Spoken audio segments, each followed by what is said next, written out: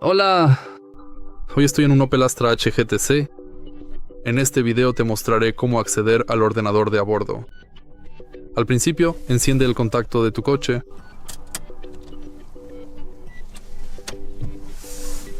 Y luego presiona este botón BC.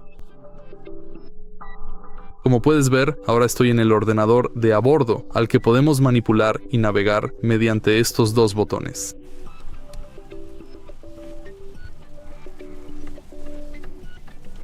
Para aceptar o retroceder, presiona OK. Si te ha resultado útil este video, por favor deja un like, comenta y suscríbete.